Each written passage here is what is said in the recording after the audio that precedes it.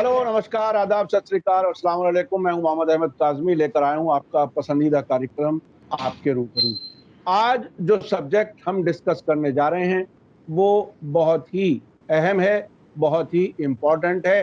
पूरे देश को सोचना पड़ेगा कि आखिर देश किस तरफ जा रहा है। इंडियन एक्सप्रेस ने एक रिपोर्ट छापी है जिसमें बताया है कि दिल्ली पुलिस के special commissioner crime Praveen Ranjan ने एक खत लिखा है डीसीपी, एसीपी और सीनियर अफसरान को, और उन्होंने ये कहा है कि ये जो नॉर्थ ईस्ट दिल्ली में दंगे हुए हैं उसके बाद जो गिरफ्तारियां हो रही हैं उस पर ए डिग्री ऑफ रिजेंटमेंट है हिंदू कम्युनिटी में, हिंदू समुदाय में। और साथ में ये कह रहे हैं कि बहुत ही एहतियात करने की जरूरत है जब आप अरेस्ट करें अपने अफसरान को, वो कह रहे हैं। फिर उसके बाद उनको सुटेबली गाइड करने के लिए कहा है कि अपने इन्वेस्टिगेशन ऑफिसर्स को प्रॉपरली गाइड करें। यानी उन्होंने साफ साफ इशारा दिया है कि हिंदुओं के खिलाफ कार्रवाई करने में अच्छी तरह से सोचें।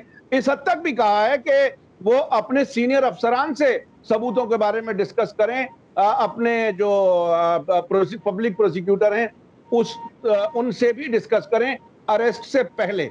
ये बहुत ही बड़ा वाकया है, ब्लैक एंड व्हाइट में लिखे हुए में ये पुलिस की तरफ से पहला एक वाकया है। मेरे साथ इस वक्त जो मेहमान है, खास मेहमान, वो हैं महमूद प्राचा साहब। उन्होंने नॉर्थ ईस्ट दिल्ली में बहुत से केसेस में पिछले दिनों हमने एक एपिसोड किया था उनके साथ जिसमें आरएसएस के लोगों की गिरफ्तारी की बात की थी। सर, वेलकम है आपका मीडिया स्टार वर्ल्ड में महमूद प्राचा साहब। आप ये बताइए कि ये मुल्क के इतिहास में, हिस्ट्री में, क्या अब से पहले कभी ऐसा देखा या सुना है कि एक बड़ा पुलिस ऑफिसर ये बताए कि हिंदुओं का ख्याल रखिए और बहुत एहतियात से काम लीजिए, उनमें बड़ी नाराजगी है। आप इसको कैसे देख रहे हैं? बिस्मिल्लाहिर्रहमानिर्रहीम, जय भीम।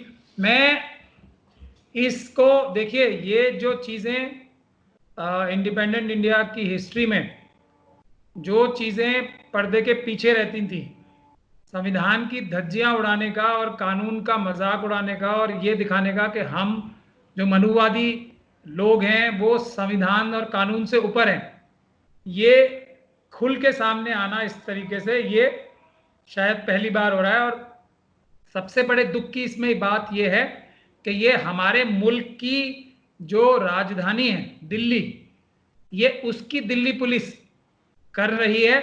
और ऑब्वियसली अपने राजनीतिक आकाओं के, जो कि होम मिनिस्ट्री में बैठे हैं, उसके इशारे पे ही, उनके पुष्ट पनाही के, उनके क्लियर कट डायरेक्शंस के बगैर इतनी बड़ी हिम्मत कोई भी आप आईपीएस ऑफिसर नहीं कर सकता। क्योंकि कानूनी नुक्ते नजर से अगर इसे देखा जाए तो इसका मतलब ये है कि ये स्पेशल कमिश्नर साहब अपने नीचे जो इन्वेस्टिगेटिंग ऑफिसर्स हैं उनको ये डायरेक्शन दे रहे हैं कि आप कानून के हिसाब से काम नहीं करोगे। आपके पास बावजूद इसके कि सब सबूत मौजूद हैं गिरफ्तारियां करने के मनुवादी हिंदुओं को, तो अब भी आप उन्हें अरेस्ट नहीं करोगे। तो ये उन्हें कानून तोड़ने का आदेश लिखित रूप से दे रहे हैं और सबूत मिटाने का भी लिखित तौर पे आदेश दिया जा रहा है। जिसमें एक और जो दुख की बात यह है कि पब्लिक प्रोसिक्यूटर्स, जो कि एक न्यूट्रल एजेंसी होनी चाहिए या होती है कानून के तरीके से, उसको भी इसमें इन अपराधों में मुलव्विस करने की डायरेक्शन रिटर्न में दी जा रही है। पब्लिक प्रोसिक्यूटर का काम ये नहीं होता, ये पूरी तरीके से जो इन्वेस्टिगेटिंग ऑफिसर होता है उसकी ताकत होती है कि वो क्या इन्वेस्टिगेशन करे, कैसे इन्वेस्टिगेशन करे और किस किस सबूत और की वजह की बुनियाद पे वो किसी को अरेस्ट करे या नहीं करे, ये उसका सोल डिस्क्रिशन होता है। ये लॉ सेटल्ड है। पब्लिक प्रोसिक्यूटर्स, आप लोग जैसे देखा होगा, आप लोगों ने अखबारों में पढ़ा होगा, दिल्ली की सरकार जो है और उसने एकदम घुटने टेक दिए हैं सेंट्रल गवर्नमेंट के सामने।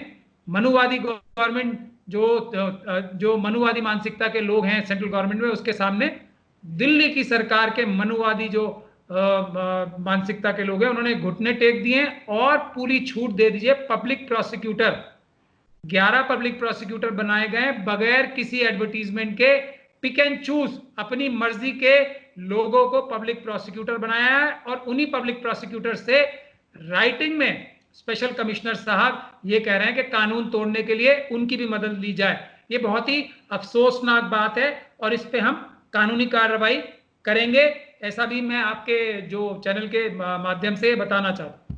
जी, मैं यही समझना चाहता था। एक तो ये कि यहां तक हालत कैसे पहुंच गई, यानी खुद पुलिस अपने आप को मजबूर समझने लगी। और आम तौर पर अब से पहले कहा जाता था कि खामोशी से बगैर लिखे अंदर अंदर ऑर्डर होते हैं कि खास तबके को, खासतौर पर मुसलमानों को टारगेट किया जाए। अब ये खुल करके लिख करके दे रहे हैं। इसमें कॉन्स्टिट्यूशन के खिलाफ अगर ये गए हैं तो आप इसके लिए क्या करने जा रहे हैं, और आपने जो कुछ किया था क्या उसका ये नतीजा है? चूंकि एक बड़ी तादाद में, अच्छी खासी तादाद में, बड़ी तादाद तो नहीं कहा जा सकता क्योंकि अभी भी बहुत लोग ऐसे हैं जो भड़काने वाले भाषण किए थे, उनके खिलाफ अभी कार्रवाई नहीं हुई। तो क्या ये उसकी वजह से ऐसा हुआ है? बेशक उसका मैं आपको थोड़ा तफसील में बताता हूं अभी। ये देखिए, ये तो बात जग जाहिर है, दुनिया की नजरों के सामने है कि ये जो हमले, और दंगे का लफ्ज इस्तेमाल में नहीं करता क्योंकि दंगा जो होता है वो दोनों तरफ से होता है। ये जो हमले आरएसएस के मनुवादी लोगों ने, बीजेपी के मनुवादी लोगों ने, और पुलिस में जो करप्ट और मनुवादी लोग हैं अनासिर, उन्होंने मिलके जो हमले किए थे मुस्लिम कम्युनिटी के ऊपर और सीए एनआरसी के ऊपर, जो प्रोटेस्ट कर रहे थे लोग पीसफुली भारत का संविधान बचाने के लिए, उसके ऊपर जो ये हमले हुए थे वो सब तो पूरी तरीके से प्लानिंग से हुए थे, कॉन्स्पिरेसी के तहत हुए थे। तो ये तो जाहिर बात है कि जो लोग करने जा रहे हैं, जो फुट सोल्जर्स होते हैं, वो इस बात की तो एकदम वो चाहते ही हैं खुली छूट के हमारे खिलाफ कल को कोई पुलिस की कार्रवाई नहीं होगी, कानूनी कार्रवाई नहीं होगी, जब भी तो हम ये जाके लूट मार, बम चलाएंगे, लोगों को मारेंगे, औरतों बच्चों को मारेंगे और बम तक चलाएंगे और इस तरह की हरकतें करेंगे, भले ही वो टेलीविजन पे आ रही हो, भले ही वो सोशल मीडिया पे नजर आ रही हो। तो ये जो ये फुट सोल्जर्स भी इस तरह की सिक्योरिटी और प्रोटेक्शन के जो आश्वासन होते हैं उसकी बुनियाद पर ही ऐसी हरकतें करते हैं। तो अब इस केस में जो हुआ है, पहली बात वो एक ये है कि अब तक के जितने भी हमले हुए हैं इस तरह के schedule caste, schedule tribe community के ऊपर या दूसरी माइनॉरिटीज के ऊपर, सिख दंगों में भी आपने किसी भी पुलिस ऑफिसर के खिलाफ कोई कार्रवाई होती नहीं देखी होगी, किसी भी आरएसएस के ऑफिस बेरर के खिलाफ कोई कार्रवाई नहीं होती देखी होगी, दूसरे दंगों में भी। तो इस बार जो दिल्ली में हुआ है उसमें थोड़ा बहुत क्रेडिट अल्लाह के हुक्म से हमें भी जाता है कि पहली चीज तो इसमें जो मनुवादी मानसिकता के लोग हैं उन्हें खुद हमले करने पड़े, क्योंकि जो देश के बहुजन समाज वाले लोग हैं, जो देश के अंबेडकरवादी लोग हैं, उन्होंने इस हमले में बिल्कुल भी शमूलियत नहीं की, बिल्कुल भी पार्टिसिपेशन नहीं की, बल्कि कई जगह ऐसा देखा गया है कि अंबेडकरवादियों ने मुस्लिम कम्युनिटी के लोगों को बचाया। तो मजबूरी मनुवादी मानसिकता के लोगों को खुद हमले करने पड़े। दूसरी चीज जो ये इस बार नई हुई है कि हम लोगों ने वहां जाके हर बार की तरह इस बार भी लोग नाम लेके कंप्लेंट कराने से डर रहे थे, पुलिस धमका रही थी, आरएसएस के लोग धमका रहे थे, पूरा माहौल प्रेस ने भी ऐसा बना रखा था कि मुसलमानों के ऊपर ही हमले हुए, मुसलमानों की जाने गई, मुसलमानों की मस्जिदें लुटी और आग लगी और मुसलमानों को ही इसमें मुल्जिम ठहराया जा रहा था। हमने जाके वहां लोगों से सिर्फ एक काम किया कि हम आपके साथ खड़े रहेंगे, सिर्फ आपने जो सच है, और हम सिर्फ सच के लिए काम करते हैं। काजमी साहब आप इस बात के गवाह हो और देश के सारे अंबेडकरवादी इस बात के गवाह हैं। कोई भी अगर जुर्म करता है तो चाहे वो हमारा अपना सगा भाई क्यों ना हो, हम उसके खिलाफ खड़े होते हैं। तो हमने लोगों से ये कहा कि तुमने ये वीडियो पे नजर आ रही है चीजें, तुम क्यों नाम के साथ कंप्लेंट नहीं कर रहे हो?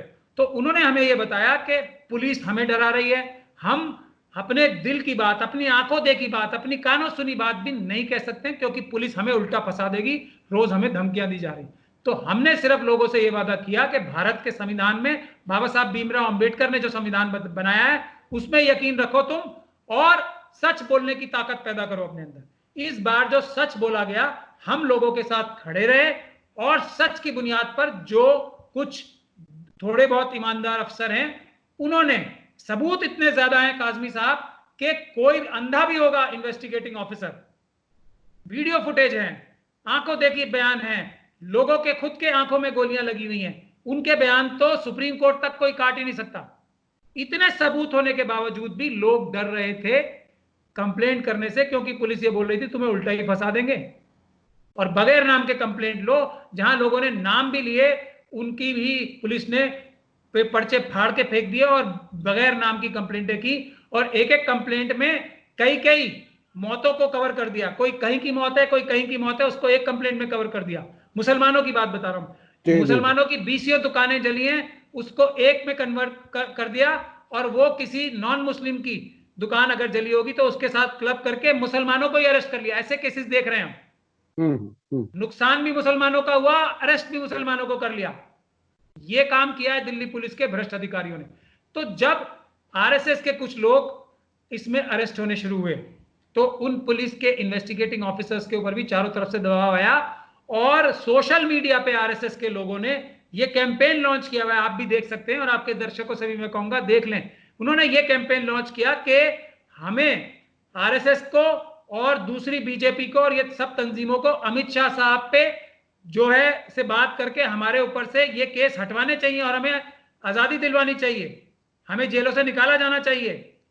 जी ऐसी कई ये सोशल मीडिया पे दबाव बनाया गया है और पूरा कैंपेन चलाने के लिए मजबूर हो गए हैं आरएसएस के मनुवादी लोग।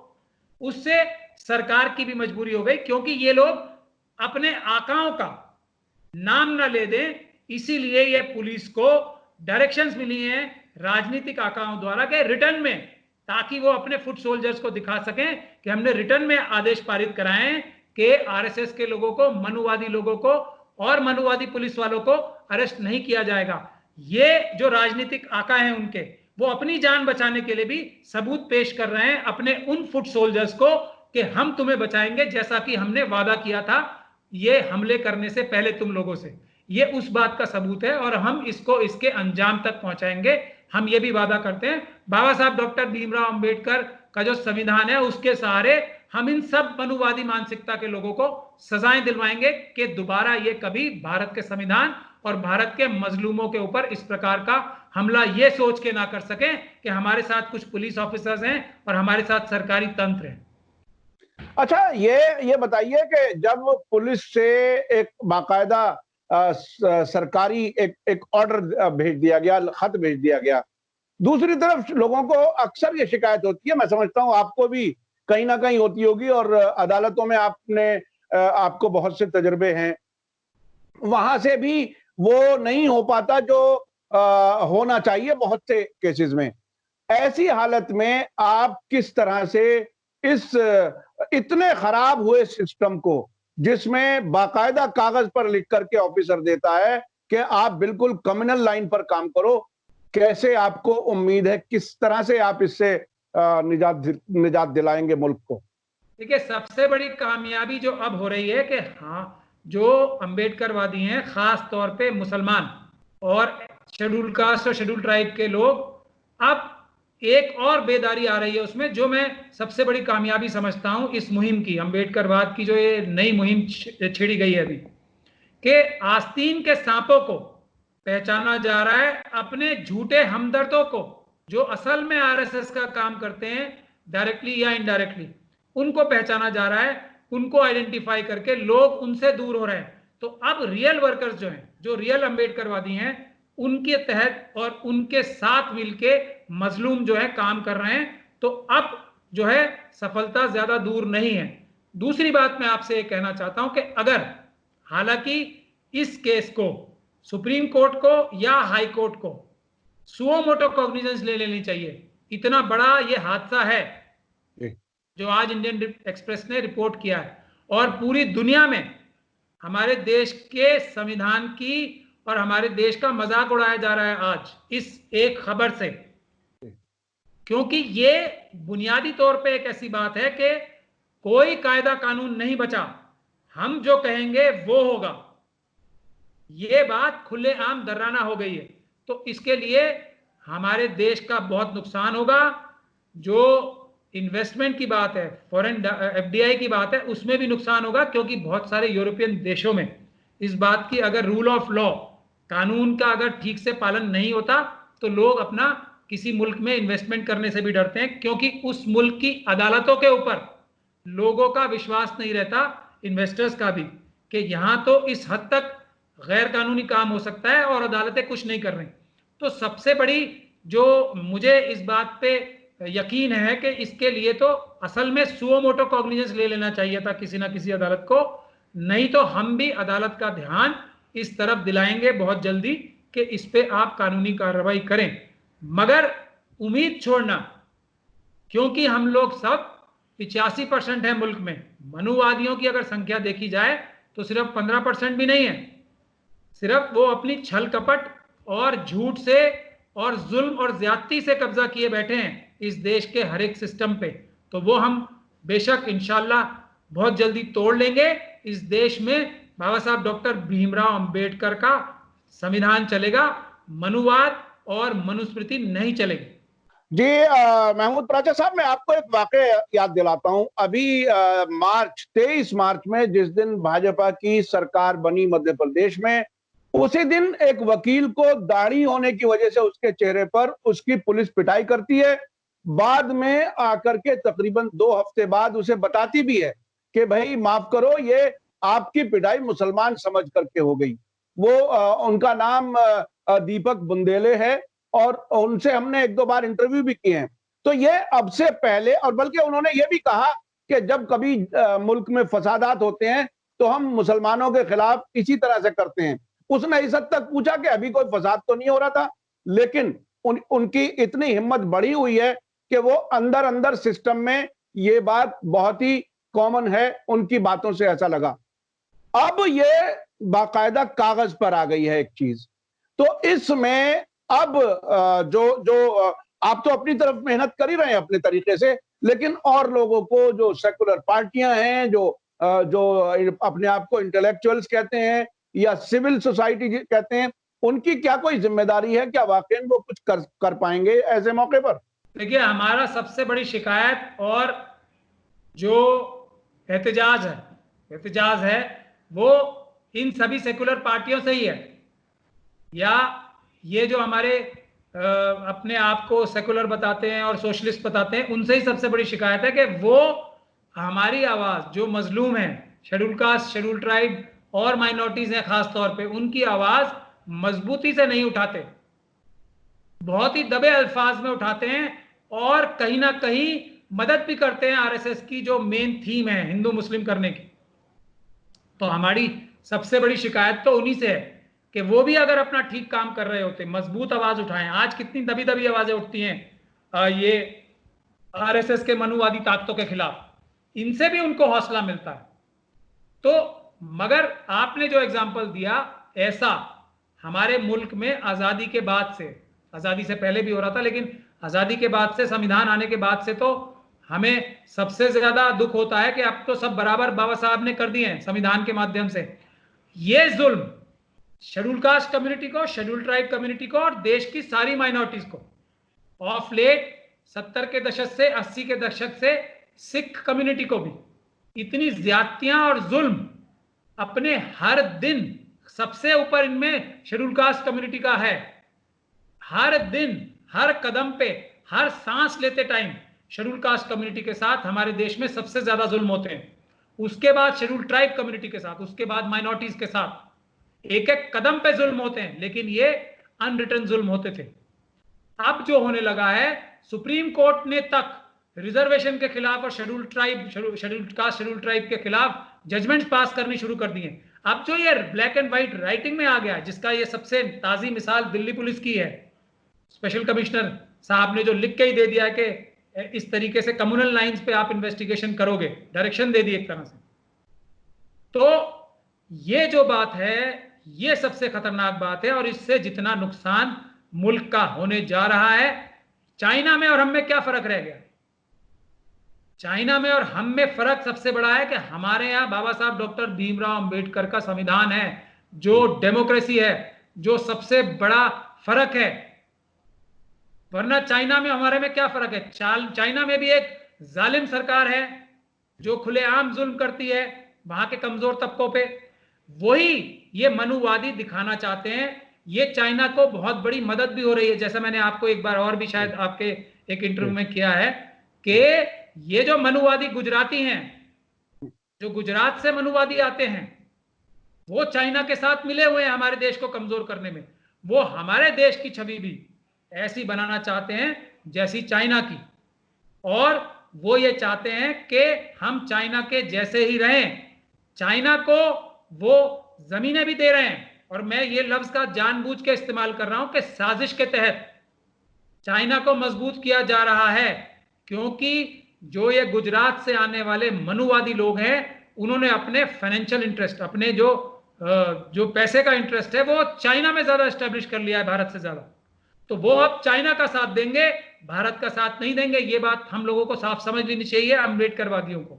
तो एक साजिश ये भी है, इसमें भी इन्वेस्टिगेशन होनी चाहिए कि चाइना जैसा मुल्क हमें दुनिया में क्यों दिखाने की कोशिश हो रही है कि यहां की भी अदलिया के ऊपर से लोगों का विश्वास उठ जाए, चाइना जैसी स्थिति पैदा हो जाए। तो ये एक बहुत बड़ी साजिश है जिसको बेनकाब करना बहुत जरूरी है। जी, बहुत बहुत शुक्रिया महमूद प्राचा साहब, आपने वक्त दिया। आपने जो बात कही कि ये पहली बार लिख करके दिया गया है कि कम्युनल लाइन पर इन्वेस्टिगेशन हो। दूसरे, आपने बताया कि चीन को सपोर्ट करने के लिए बीजेपी से एफिलिएटेड जो खासतौर पे जो कारोबारी घराने हैं, वो चीन का साथ देंगे, भारत का साथ नहीं देंगे।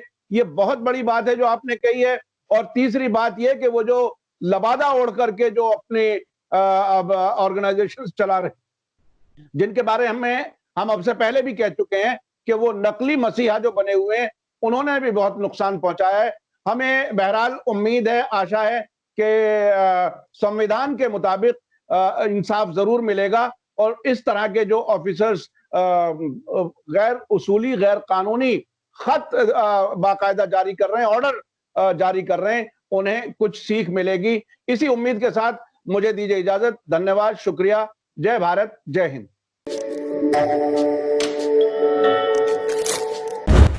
मीडिया स्टार वर्ल्ड के और वीडियो देखने के लिए हमारे चैनल को सब्सक्राइब करें और सीधे नोटिफिकेशन पाने के लिए बेल आइकन दबाएं।